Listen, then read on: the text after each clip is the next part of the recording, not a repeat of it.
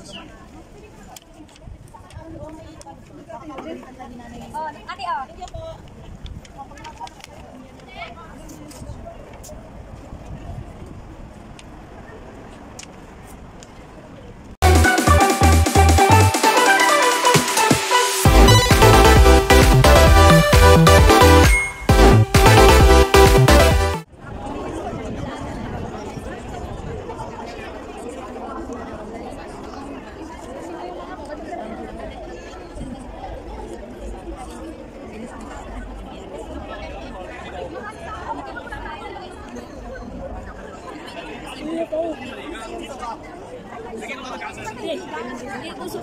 ng Panginoon.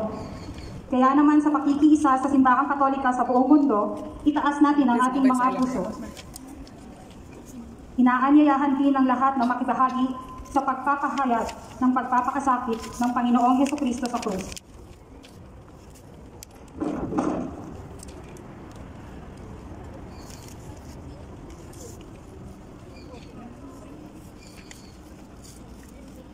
Ang linggo ng Palaspas ay pagpasok natin sa mahal na araw na siyang tumutukoy sa huling linggo ni Jesus dito sa lupa. Tinawag ang susunod na 7 araw bilang mga mahal na araw dahil ito ang mga araw na ipinakita kung gaano tayo kamahal ng Diyos sa katauhan ng ating Panginoong Hesukristo. Tugo ni Jesus ang ipinangtubos sa atin. Ganito tayo kahalaga sa Diyos. Bagamat wala siyang kailangan sa atin, ganito niya tayo kamahal. Bilang pagtugon sa pagmamahal na ito, samahan natin siya sa araw, ngayong mga mahal na araw sa pamamagitan ng pananahimik at pagdarasal.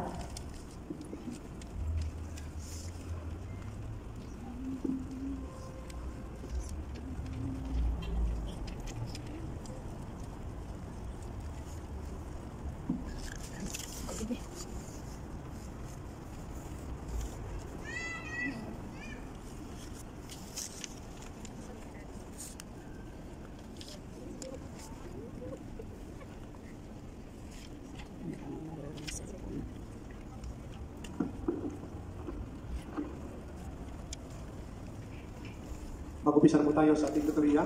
Dalawang bahagi po ngayon, yung blessing ng Palaspas. At mamaya mag-prosesyon papuntang simbahan at doon ituloy yung Eucharistic celebration. Sa ngalan ng Ama at ng Anak ng Espiritu Santo, sumainyo ang Panginoon.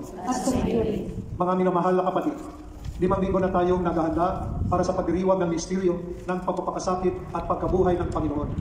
Sinikap nating unawain at tuparin ang ating pananagutan sa Diyos at sa kapwa-tao alinsunod sa aral at halimbawa ni Jesucristo. Kaisa ng buong simbahan, sinisimulan natin ngayon ang mga mahal na araw.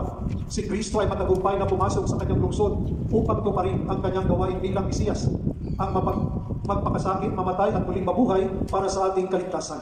Taimtim nating sariwain sa alaala ang kanyang pag-aalay ng sarili para sa atin at sundan natin siya ng may buhay na pananampalataya. Kaisa niya sa pagrusa sa krus, tayo nawa ay makisalot sa pagtatagumpay niya sa kamatayan at sa kanyang bagong buhay. Manalangin tayo.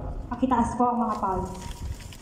Ama naming makapangyarihan, ang mga palaspas na ito ay iyong pagpalain at pabanalin upang sa masaya naming pagbubuhig sa Mesiyas na aming hari, siya ay aming masundan. Sa pamamagitan niya ay aming sapitin ang hindi magmamaliw na luksod ng Jerusalem na kanyang pinagarian kasama mo at ang Espiritu Santo magpasawalang hanggan.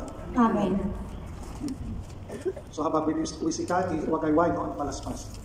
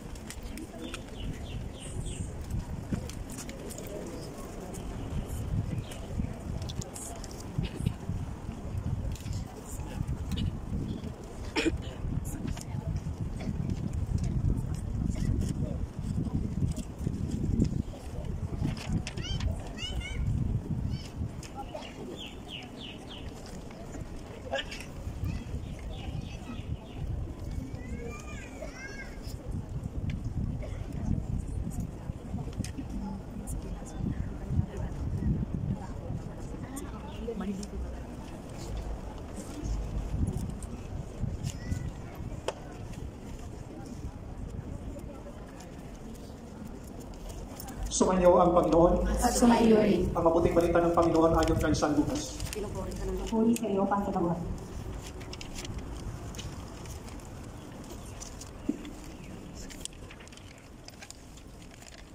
Noong panahong iyon, nagpauna si Jesus patungong Jerusalem. Nang malapit na siya sa Betfage at Bitanya, sa bundok na kung tawaging bundok ng mga Olibo, pinauna niya ang 2 alagad. Sinabi niya sa kanila, pumunta kayo sa susunod na nayon. Sa pagpasok doon, matatagpuan ninyo ang isang bisirong asnong nakatali. Hindi pa ito nasasakyan ni numan. Kalagin ninyo at dalhin dito. Kapag may nagtanong kung bakit ninyo kinakalag, sabihin ninyong kailangan ng Panginoon. Kaya lumakad ang mga inutusan at natagpuan na nila ang asno ayon sa sinabi sa kanila ni Jesus. Samantalang kinakalag nila ito, tinanong sila ng mga may-ari, bakit ninyo kinakalag yan? Kailangan ito ng Panginoon, tugon nila. Dinala nila kay Jesus ang asno at matapos isapin sa likod nito ang kanilang mga balabal, siya'y pinasakay nila. Nagpatuloy si Jesus sa kanyang paglalakbay at sa kanyang daraanan na may inilalatag ng mga tao ang kanilang mga balabal. Nang malapit na siya, pasulong na sa libis ng bundok ng mga Olibo, nagsigawan sa galak ang buong pangkat ng mga lagad at malakas na nagpuri sa Diyos dahil sa mga kababalaghang nasaksihan nila. Ang wika nila, purihin ang hari na dumarating sa ngalan ng Panginoon, kapayapaan sa langit, purihin ang Diyos. Sinabi sa kanya ng ilang pariseyong kasama ng karamihan, Guro, sawayin ninyo, sawayin mo na ang mga iyong mga alagad.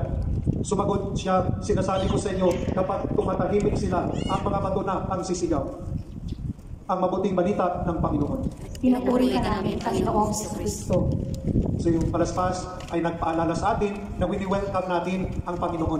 Tulad dito sa Ebanghelyo, habang papasok si Jesus sa lungsod, the Holy City, Jerusalem, sila ay nagwagayway ng mga palaspas. Wini-welcome nila si Jesus. So yung palaspas ay nagpaalala sa atin, i-welcome natin si Lord sa buhay natin. That's why mamaya yung pagprosesyon ay nagpaalala sa atin na habang nagalakbay sa mundong ito, in our pilgrimage as pilgrims of hope in this world, we have also to participate the passion of Christ. Not only we welcome the Lord, but we do not participate His passion. So yung palaspas ay nagpaalala sa atin, the palms reminds us that we welcome Jesus in our life.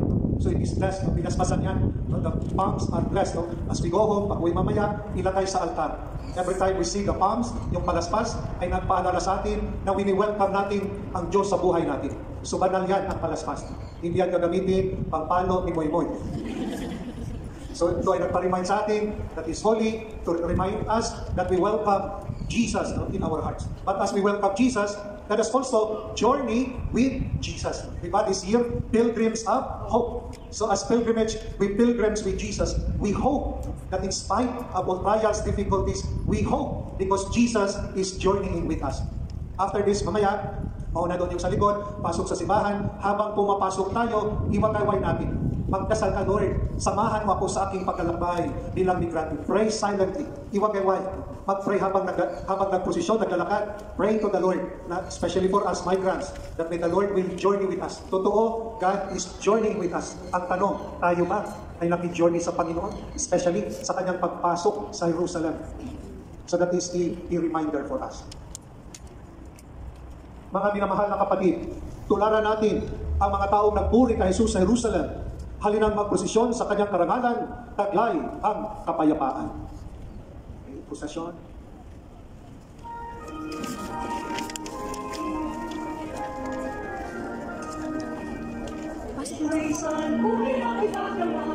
Yung mga tao daw muna po.